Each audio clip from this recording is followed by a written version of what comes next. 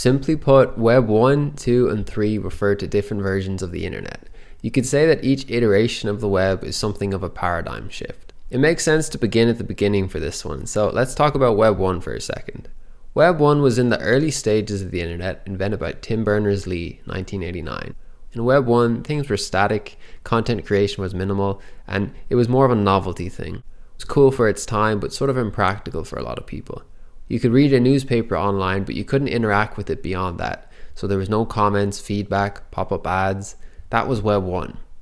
Moving from Web 1 to Web 2, we began to see more interactivity, social connectivity, and user-generated content. Think about Facebook, YouTube, or building your own company website.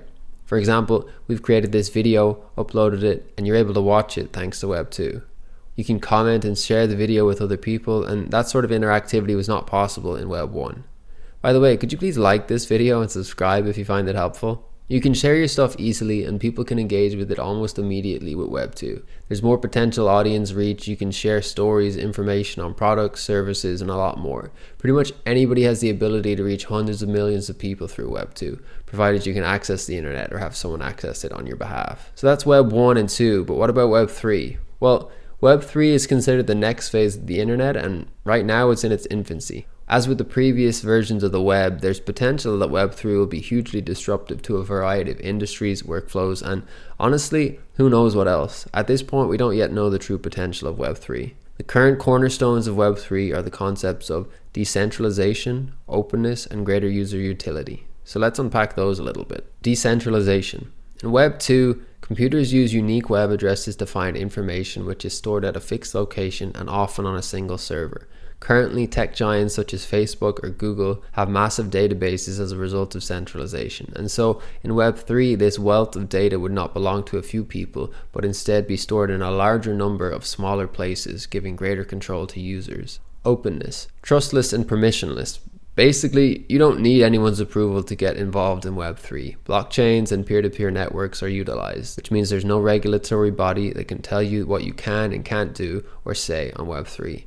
It's not possible to censor and you can't ban certain websites. User utility. This refers to AI, machine learning, algorithms, amongst other terms that you hear thrown around a lot these days. Your experience on the web is personalized and tailored to you. For example, targeted ads based on your search history. Another example of utility is ownership of assets on the web, which is reliant on blockchain technology. You might have heard of NFTs, also known as non-fungible tokens. These are digitally scarce assets that can be created, bought, and sold, providing perpetual royalties to the original creator and serving as a scarce asset to the holder of the NFT. It's important to note that Web 3 is still in its infancy and it's not clearly defined at this point. There's certainly a lot more to it than has been covered in this video, and a lot more is going to emerge in this space as time progresses. But hopefully this has given you a general understanding of where we've come from and where we're at with the internet.